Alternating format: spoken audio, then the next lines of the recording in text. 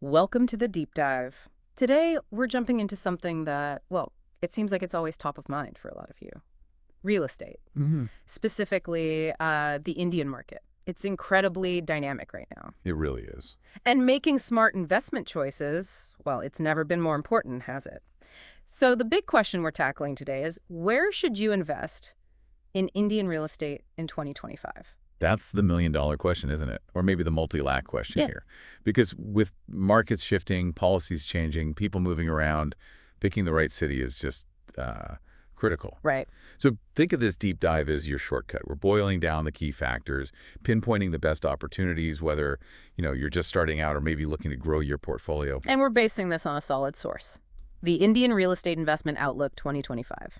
Our mission, like always, is to pull out the most useful bits, the surprising facts, so you feel really informed, equipped, but not, buried in data. Exactly. Actionable insights. Okay, so let's unpack this first part. Before we even name any cities, the source lays out five key factors for what makes a city a good bet for 2025. It's kind of like a checklist for growth potential, right? Precisely. And these are just random points. They're all connected. They give you the bigger picture. First up is affordability. Okay. And, this isn't just about cheap prices. In India especially, affordability often means there's still room for growth. The middle class is expanding. They're gaining buying power. So it means more people can actually get into the market, which keeps demand going, unlike some super expensive places. Exactly. It's a sign the market isn't saturated yet.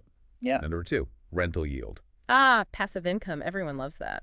Well, yes, but it's more than that. Good yields tell you there's consistent demand from tenants.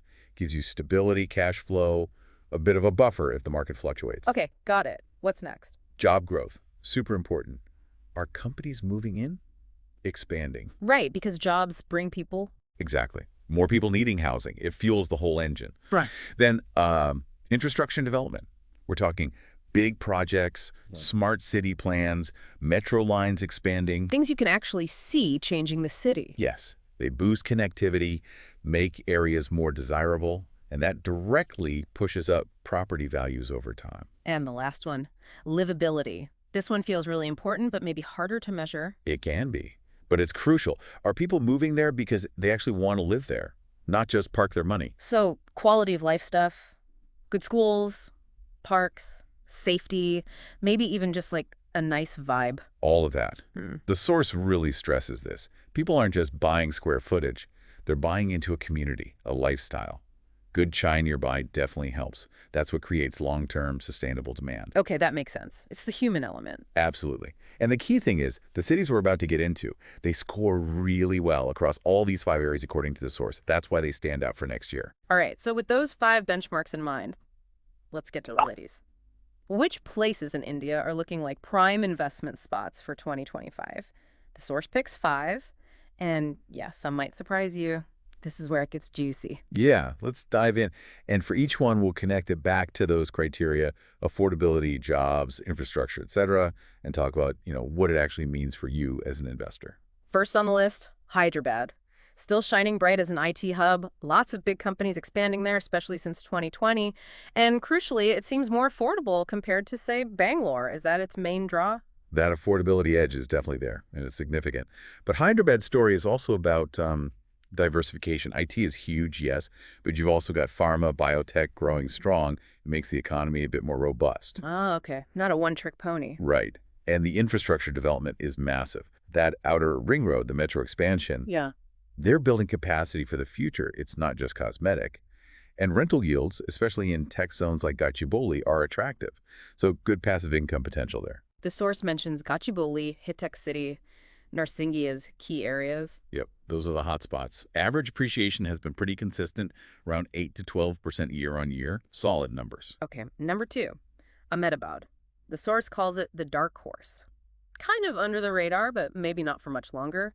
Property prices are quite affordable. What's the big story there? Ahmedabad is interesting. It might not have that immediate tier 1 metro feel for some investors, That can be a perception hurdle. Right, not the established IT boom city. Exactly. But the infrastructure growth is rapid. Think the bullet train corridor connecting to Mumbai. And Gifty City, India's first international financial services center, that's a huge deal. Gifty City, right. What makes that so significant for real estate? Well, it's designed to attract global finance companies, special economic zone, tax breaks. It creates this cluster of high-value jobs and businesses. That means demand for both commercial and residential property nearby. It's a structural shift. So it's less about quick flips and more about long-term value creation from this big economic anchor. Precisely. It's a long game. Areas like Bhopal, near Gift City, the SG Highway Corridor, those are the places to watch. Rental yields are decent, maybe 3.5 to 5%, but the real story is potential appreciation. Okay, Ahmedabad, the marathon runner. Got it. Third city, Pune. Still hot, apparently. Not just IT, but also growing as an education and startup center. Yeah, Pune's got a strong pull. A big factor is the quality of life. Many find it, well, just more livable than Mumbai, frankly. That helps attract and keep people. And infrastructure. Moving along well. The Metro Phase 1, the Ring Road project, these things improve connectivity significantly. Yeah. But the key for investors, I think, is the really strong rental demand. Near whom, mainly? It's a mix. You've got the tech crowd, obviously, but also a huge student population because of all the universities. So areas like Henjawadi, Bainer, Wakad, they have this steady stream of tenants. Less vacancy risk. Makes sense. Consistent demand is key for rental income. Okay, number 4 is one that I admit maybe wasn't top of my list before reading this. Navi Mumbai. The source really flags the upcoming international airport as a game changer. Why that specific term? Game changer isn't an overstatement here. It's not just another airport. It has the potential to really shift the economic center of gravity for the whole Mumbai region. Wow, okay. Combine that massive project with what Navi Mumbai already has. Its planned layout, good roads, decent transit. It creates this environment just ready for growth. It ticks the livability and infrastructure boxes hard. Air prices. Still lower than, like, South Mumbai, obviously. Yeah. But they're climbing fast, especially in areas close to the airport project zone. Which areas are those? The source points to Ulwe, Kargar, Taloja. Potential growth in that airport zone could be 12 to 15%. Really significant uplift potential driven by that one huge project. That's impressive. A clear catalyst. All right, 5th and final city, Indore. This was a surprise. Known for being one of India's cleanest cities, but the source calls it an investor's gem. Tier 2 city boom, lower entry prices. What's the appeal here? Indore's interesting because it hits that sweet spot of livability and steady growth potential. It's got the smart city tag, the metro project is ongoing, so infrastructure is improving. And the lower entry price makes it more accessible for some investors. Definitely. It's not promising maybe the explosive growth of an airport zone, but it offers a solid prospect for long-term appreciation combined with steady rental returns. It's consistent. So good for someone maybe looking for a balanced return profile, not just chasing the absolute highest growth. Exactly. Less hype perhaps, but very solid fundamentals. Vijay Nagar, MR10 Road are mentioned as key areas. It's a strong contender, especially if you look beyond the usual Tier 1 suspects. Okay, so we've got Hyderabad, Ahmedabad, Pune, Navi Mumbai, and Indore. 5 very different cities, each with strong points based on those 5 criteria. But, as the source points out, the best city isn't universal. It depends on the investor. Absolutely. Now we get personal. Right. So, the golden question for you, the listener, which city is right for you? How do you even start figuring that out? The source says you need to look inward first. Seriously. Ask yourself, what's my actual budget? What's my tolerance for risk? Am I aiming mostly for rental income month to month? Or am I banking on the property value shooting up over time, capital appreciation? Those are big strategic questions. Crucial ones. And also, think practically. How hands-on do you want to be? Are you going to manage this property yourself, living nearby, or manage it remotely?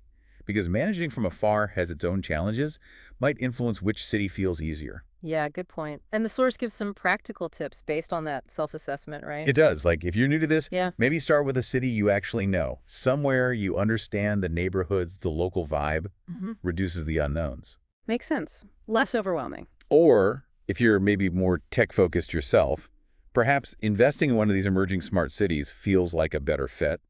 And definitely, if rental income is the main goal, you have to check the local rental laws, vacancy rates, do that detailed homework for the specific area you're considering. So don't just pick a city from the list and jump in. Match the city's profile to your own profile. Exactly. Find that overlap. Where does the market opportunity align with your personal situation, your financial goals? The best city on paper isn't the best city for you if it doesn't fit your strategy. That really brings it together, and it ties back to that core advice from the source.